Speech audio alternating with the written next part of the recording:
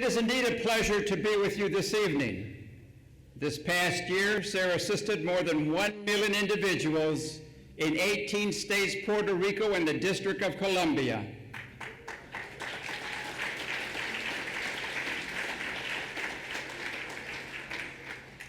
SARE brings qualified workers into the job market, prepares young people for the future, and helps countless families move toward fulfilling careers and self-sufficiency through innovative programs that are widely recognized as best practices.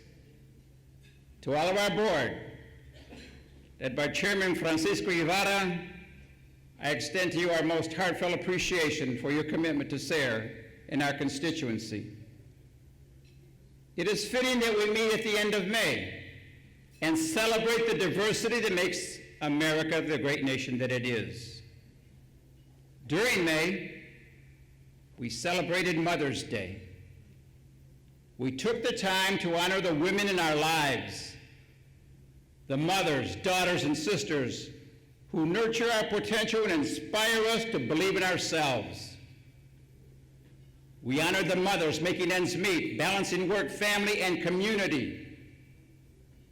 We honored the devotion of aunts, sisters, and friends who care for us and change our lives every day. Our mothers empower our future.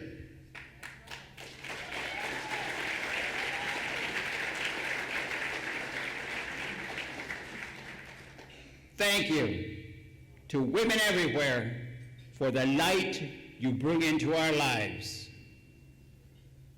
Tonight we take the time to recognize the many efforts of our sponsoring organizations, LULAC and the American GI Forum.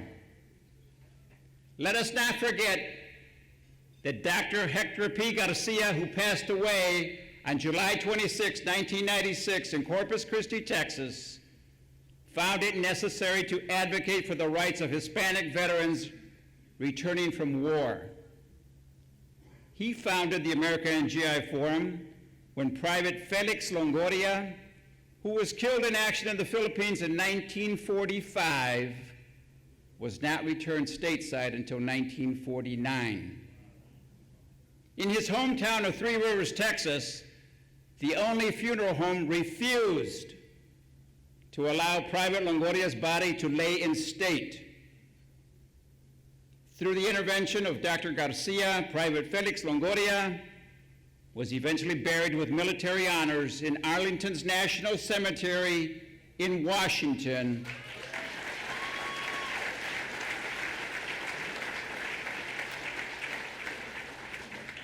where the honored dead of our nation's wars rest. Today, LULAC is recognized as the oldest and largest Hispanic advocacy group in America and is well known and respected for championing the causes of Hispanics throughout America. Their efforts make a substantial difference in the quality of life for so many. LULAC and the American GI Forum have been at the forefront of Hispanic and minority advocacy and created SARE 51 years ago.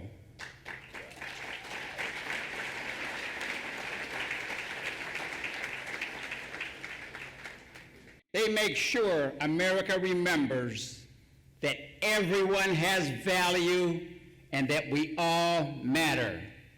Will the members of the sponsoring organizations please stand? Give them a round of applause. Please remain standing. Will the remaining members of the National Board please stand and be recognized as well? The Board of Directors of SARE. Thank you. Thank you. Last July marked the 50th anniversary of the passage of the Civil Rights Act. In that same year, President Lyndon B. Johnson declared a war on poverty, saying, "Unfortunately, many Americans live on the outskirts of hope, some because of their poverty and some because of their color, and too many because of both. Our task is to replace their despair with opportunity." At the time, the poverty rate in America as a whole was over 25%. Initiatives were introduced to improve education, health, skills, jobs, and access to economic resources of those struggling to make ends meet. Today, the overall poverty rate in America is less than 15%. Dramatic gains were made for some. But let's not forget, in the Hispanic Latino community, the poverty rate is still more than 25%, and closer to 40% for our Hispanic youth. That in the African American community, the poverty rate is over 25% today as well. The war on poverty is not over.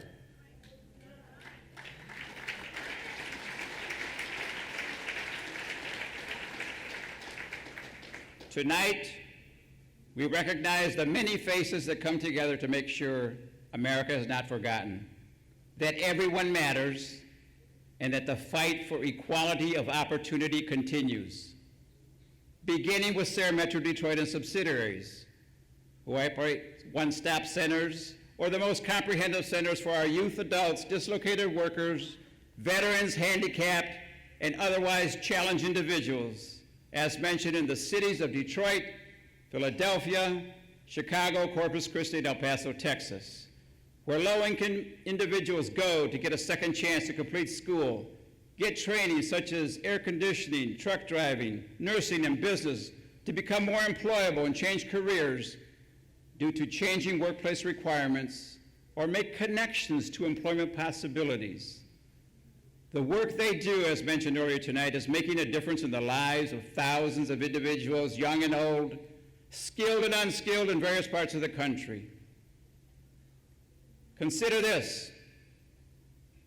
Yesterday, a young man found his way back thanks to a youth program in Chicago, Illinois, where he was able to obtain his GED and is enrolled in college.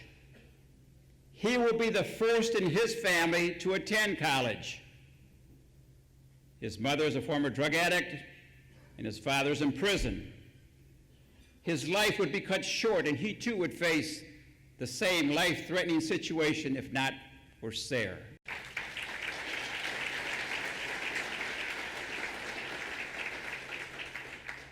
Throughout U.S. history, there has been a disparity in opportunity for millions of young men and women who happen to be Hispanic or African American. They are overrepresented in our prisons or die before they have any chance, any hope to make it. These youth face diminished educational outcomes, fewer opportunities to gain career skills, and lower rates of employment, all of which can and usually prevent them from reaching their full potential. You've seen them. You know they exist. Our minority youth, especially Latinos, is one of the fastest growing segments of our population. However, only 20% of them are currently able to find jobs. Yet our corporations have a growing need for a young, vibrant, skilled, diversified workforce to remain competitive. SARE in Chicago fills that void. Barrio Station in San Diego, La Alianza in Roxbury, Massachusetts, the U.S. Hispanic Youth Education in Baltimore, Maryland address those needs. Projections show that 123 million high-skill, high-wage jobs will be available in 2020, but only 50 million workers will be able to qualify to fill them. We need to invest in our future, not disinvest. The numbers don't lie. As you know, Sarah is concerned with trying to improve the education of Hispanics, African Americans, and others who are from low-income families. Most of these persons live in barrios and ghettos and are immigrants or children of immigrants. For the education to be improved, the roles played by all institutions that shape their education must be understood. The family, the community, the labor market, and the schools. Our Hispanic youth live in an environment similar in many respects to that of other disadvantaged children. Their families are poor, their homes are overcrowded, and the parents have few years of education. This environment is one of the reasons for our youth's educational problems. Other reasons lie in a combination of language and cultural differences between minorities and non-minorities. For example, one value, pride of self, is especially important to understand because it is at the heart of Hispanic culture. Pride of self means that a person's very existence is of the utmost importance. This particular value can be a source of misunderstanding about Hispanic children's attitudes and behavior in school. Too often, when Hispanic children's reading problems become apparent in group-oriented instruction, their humiliation is extreme. The end result of such experiences as these is largely predictable. When choices are available, the students will choose to leave school. The goal of the school system should be to assure that students receive the highest quality education we can offer. For Hispanics and African Americans, this includes sensitivity to their economic needs, their language and cultural backgrounds. Today, in Albuquerque and Santa Fe, New Mexico, as well as Santa Ana, California, young adults continue their educational pursuits through vocational training programs geared towards the future. In Edinburgh, Texas, throughout South Texas, Allentown, Pennsylvania, and Washington, D.C., our youth attend charter school classes so they can graduate this month with their peers. We know that education is a game changer that allows families and individuals to find a pathway out of poverty and into gainful employment. Because our adult population faces significant barriers to a structured educational curriculum due to inconsistent work schedules, childcare issues, and lack of adequate transportation, we have created interactive educational experiences for individuals whenever and wherever they are ready to learn, at their homes, in community programs, libraries, cafeterias, on lunch break, etc.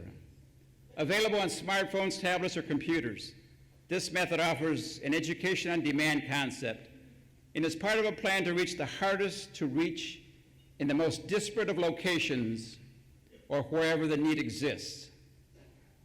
This helps to address the problem that 6 million individuals between the ages of 16 and 24 are neither in school or employed and are considered disconnected. Given that the majority of these students come from low-income minority groups, this method can help re-engage them and keep them on the right track. In Los Angeles, California, Providence, Rhode Island, Miami, Florida, throughout Wisconsin, Kansas, Colorado, etc., groups of workers over the age of 55 provide valuable services in our community centers, nonprofit organizations, and governmental offices, making valuable contributions on a daily basis so they can make ends meet while acquiring valuable skills and new abilities along the way through our national CSEP program. While the need for our aging population is sometimes obvious, it is never too early to start teaching our youth. By the age of 3, children from low-income households hear nearly 30 million fewer words than their wealthiest peers. By the age of 4, fewer than 3 in 10 of these children are enrolled in high-quality preschools. It is for that reason that we launched our dual-language Head Start program here in Dallas County.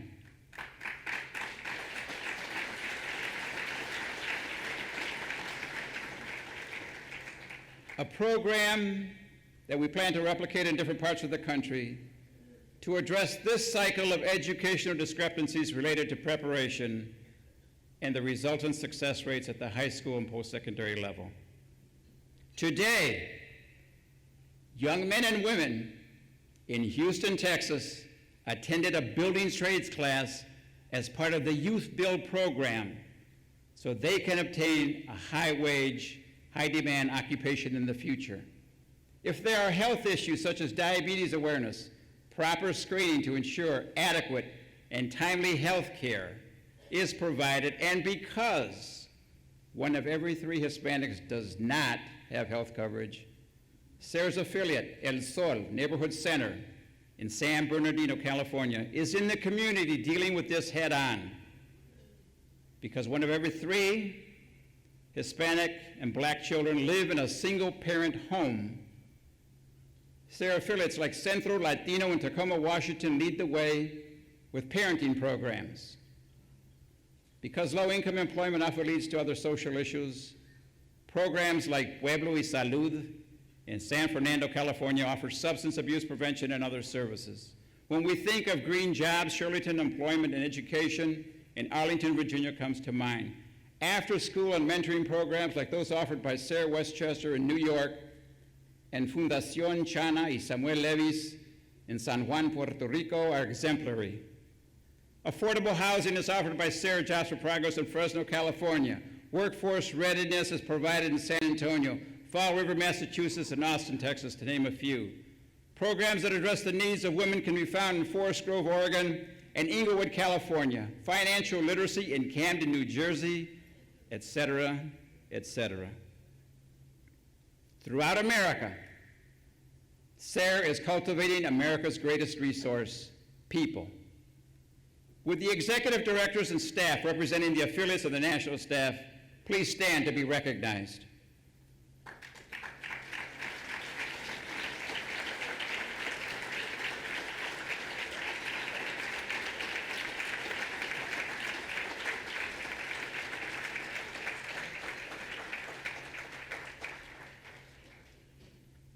Today, the need for SARE is stronger than ever before. If we let our youth fend for themselves in environments often overcome by illiteracy, joblessness, poverty, drugs, and violence, if we allow this, we all pay the price. Today, 1 in 4 elementary school children in America is Hispanic. America's schools aren't exactly frozen in time, but considering the pace of change in other areas of life, our public schools tend to feel like throwbacks. Today, too many inner-city kids spend much of their time as their great-grandparents would have, sitting in rows, listening to teachers' lectures, scribbling notes by hand, reading from textbooks that are out of date by the time they are printed. In today's global economy, there needs to be an emphasis in dealing with abstract problems, working in teams, being able to distinguish good information from bad, and the ability to speak a language other than English while being sensitive to foreign cultures. We need to teach our youth to think across disciplines, since that's where new breakthroughs are made.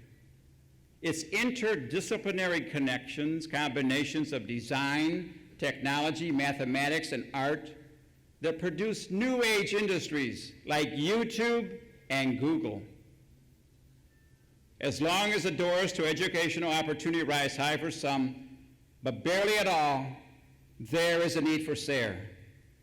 Far too many youth are lost in this modern technologically advanced world. As there continues to be a skill shortage and the digital divide widens, especially among minorities, there is a need for SARE. As long as women, especially minority women, continue to encounter barriers to achieving their full potential and the proverbial glass ceiling in the workplace, there is a need for SARE. Hispanics, African Americans, and women represent and will continue to represent a significant portion of the workforce. But as long as the faces of all Americans are not represented in middle and upper management in the corporate boardrooms, there is a need for SARE.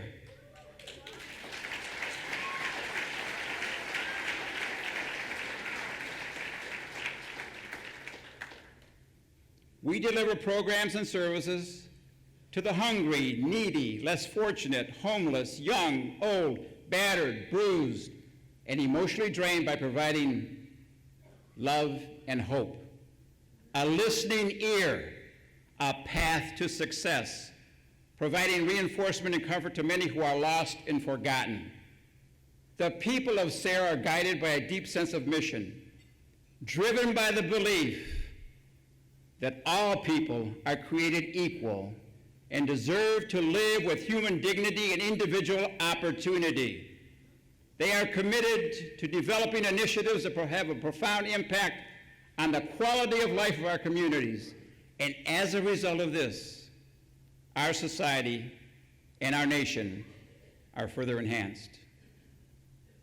Like the stars in the night, I can't always see them, but I know they are out there doing the work of SARE throughout the country. Let us remember, as Martin Luther King stated, we are caught in an inescapable network of mutuality, tied in a single garment of destiny. Whatever affects one affects all indirectly. Darkness cannot drive out darkness, only light can do that. Hate cannot drive out hate, only love can do that. The ultimate measure of a man or woman is not where he or she stands in moments of comfort and convenience, but where they stand at times of challenge and controversy. Let us continue along the path created 51 years ago. Let us come together and change the faces of America's workforce at all levels, the minds and perceptions society has for us, and most importantly, the future of America by cultivating America's greatest resource, people. Thank you. Gracias. Un fuerte abrazo a todos. Thank you.